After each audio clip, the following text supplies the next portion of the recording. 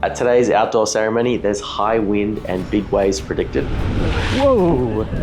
Holy dooly. So fingers crossed that we actually get an outdoor ceremony today and we don't get forced inside. I'm going to take you along to today's wedding, show you all the settings that we use and also the prompts that we use to get the best out of our couples. Now let's picture we're on a work site, these two are walking past, we're all sweaty. What do we yell out as they walk past?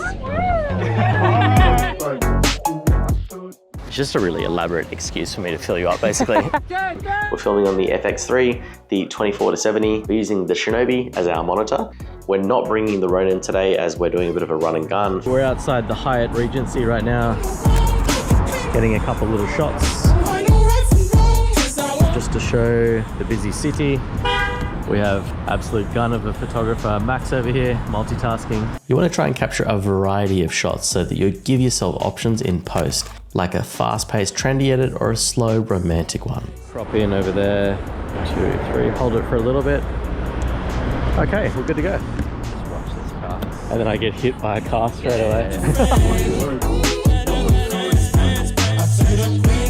Daniel.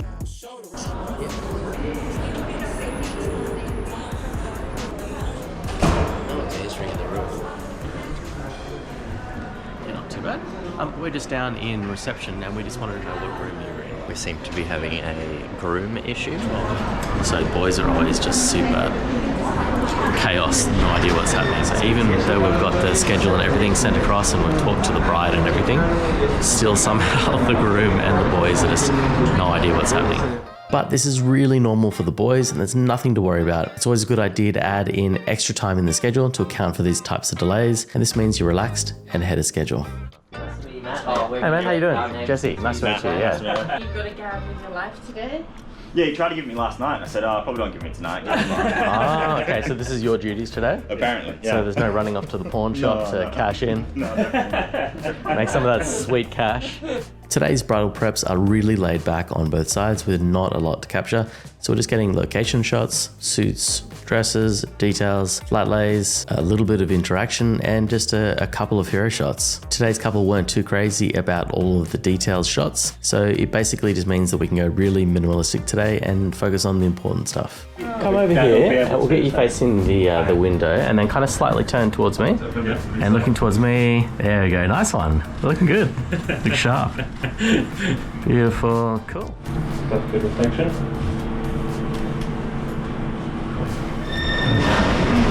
Alrighty, so sun is over there, so right here? Yep. So Dan, you're right here in the middle, and then everyone on either side. Beautiful. So all day, look at Max's camera and not my camera. Okay. So if you look at video, it looks really creepy. Yeah. If you look at photo, it looks really good. Yeah. So looking at Max's camera here. There you go, guys. Nice big smiles there. Everyone looking at the groom. There we go. Tell me looks handsome. There we go. Tell me. Tell me. And then I want you to look at Dan and then give him a compliment. So while this footage plays out, I wanted to take a second to tell you a story. I've heard from a lot of people online where they say, you know, you told your couple a few prompts to do, you set that up, that's not true candid. But at the same time, I've also seen what people call true candid, where they almost like their couple to sweat it out and give them no guidance or prompts or anything like that.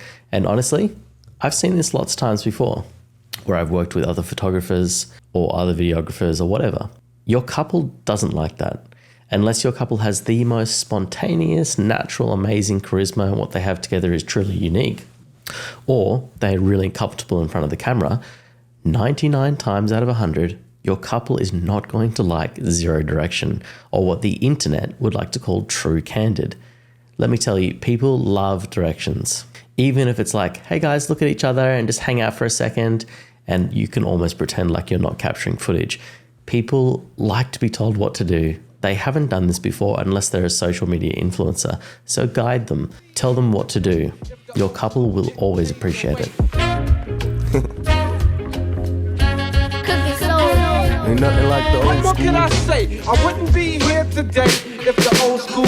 I remember Mr. Magic Flash. Today it is honestly blowing a gale. Normally on a day like this, getting usable audio would be insanely tricky, and it's still going to be really tricky. But we're actually going to run a bit of a test. We're going to put our lapel on the groom right here, And we're also going to be strapping the Rode Go directly onto the microphone, which has a really nice little windsock on it. So we're going to be able to compare exactly which is the best level of audio on a really, really windy day. So let's go do that now. So you can tell I'm ultra professional because everything has been correctly cabled and it's not all messy. So come around to the back here. This is one of those Bose systems, so they're really, really easy, which means the line out is basically a 3/4 inch plug. So all we do is we put a little 3/4 inch adapter on top of the 3.5 millimeter adapter, plug it straight in here, is plug that into our zoom, and then on the back of the zoom, all we're gonna do is put the auto level on, which does a really good job. I'm personally probably gonna put on low cut today to help minimize some of that noise, and we're gonna be able to see which is the best source of audio. So there is one, and we've got this one on the groom, and then the other one on the microphone itself. Oh. All right, so I'll just put this little bad boy on you. Oh, okay. And that's just so you can hear yourself back during the ceremony, basically. Right, I see. Yeah. Oops, sorry. And then we'll just tuck it straight into your pants. It's just a really elaborate excuse for me to fill you up, basically, in a more socially acceptable way. Yeah. It's like, oh yeah, I need this microphone. You're like, but it's not even on. Yeah. Oh yeah, about that. Yeah, don't worry about that. Bit too generous on that. Yeah. It's like, why are you feeling my crotch then? Like, no reason. Okay, cool. All right, looks good. So I'll come turn that on later. So feel Perfect. free to say whatever you want, 'cause it's not recording. Not recording at the Yeah. moment? Yeah. Okay. Unless you want to do bank pins and stuff, and then Yeah. feel free to tell me everything. So you tell me if this audio is passable. This is the Rode Go strapped directly to the mic. I'm always a really big fan of the windsock on the Go, and I think it does a really good job. I marry you With this ring, I marry you and offer a symbol of my everlasting love. of my everlasting love. taking vows and exchanging rings. I therefore declare Daniel and Keithke to be husband and wife. So I know I will have already triggered some people who are probably typing in the comments right now saying, what the are you doing strapping that directly to the mic? And well, every piece of technology has its place and time. It's really key if you're ever going to strap something that is actually transmitting a signal back to your camera that it doesn't interfere with the mic itself transmitting its own signal. If you've ever held your phone up to a speaker, you can hear that. That's the interference coming through the speaker, and the same thing happens in this situation. So it's critical that you test this to see if the microphone is going to be affected. Now, not every single microphone is going to be affected by this issue, but there are microphones that will be, and it is common. So make sure you only do this when you've tested to make sure that there isn't issues, because if there is, it's really obvious to all the guests and it's really annoying. On top of the cork, and then we'll line up and get in the right spot. Spray!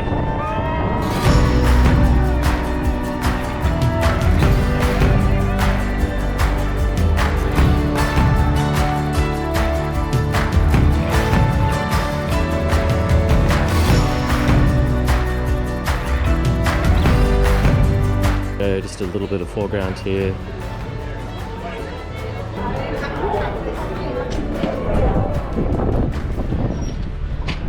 Whoa, it's windy. Get a couple shots of the boats and the ferries.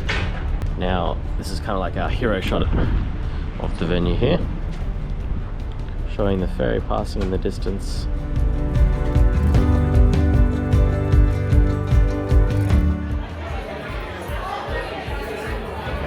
So, for the couple entering the reception, it's kind of dark in here. I don't know if you can see that. So we're just going to throw up a little light over here. This one here.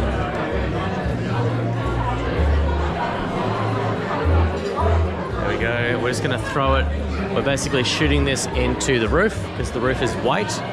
And so it's going to cover basically the couple walking in up to their chairs. And it's going to improve our light a lot. And this is just a little NAN light with a V-Lock mount adapter. And one of these V-Locks basically lasts the whole reception. And I've got 2 or 3 of them in my kit, so it should work out really well. Give it up for Kentucky Day!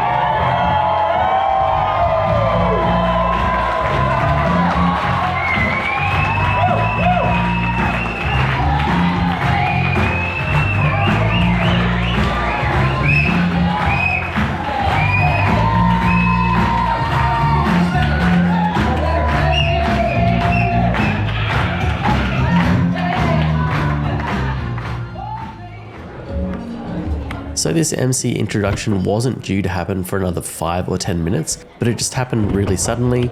So I set up my camera, started recording everything, and I move over to the left, as you can see here, and I'm just moving the light from my general lighting of the entrance so that it's more appropriate for the people actually speaking. This is another classic example of a venue where they really encourage you to strap on. That's just how they like to do things. They don't have a room out the back where we can plug into the audio. And honestly, in rooms like this where I know there's no interference, I'm totally fine with strapping on.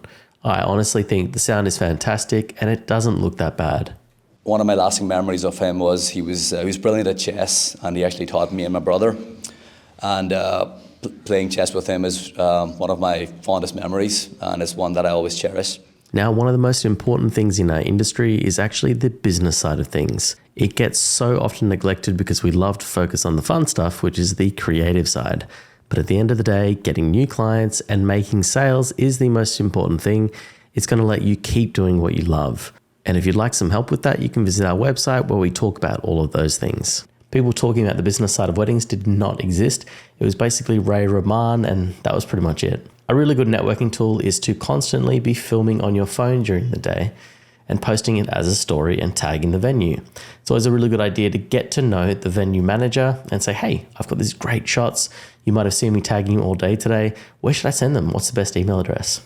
Get into a bit of a relationship with this person, because that will get you invited back and back and back again to that one venue because you are the preferred supplier. We're only there for around about 20 minutes after the first dance, which is the perfect timing. Capture some shots, have a bit of fun, and make sure you say goodbye to the couple and give them a big hug or kiss, however you feel. Now leave your questions down below in the comments and I will try to get back to you as soon as I can. I'm a dad of soon to be 2 now, so I do take a little bit longer to get back to you. Obviously, I am a full-time wedding filmmaker, so that is my biggest priority. But I love doing these and I love connecting with other shooters from all around the world. So leave your questions below and I hope to see you in the next video.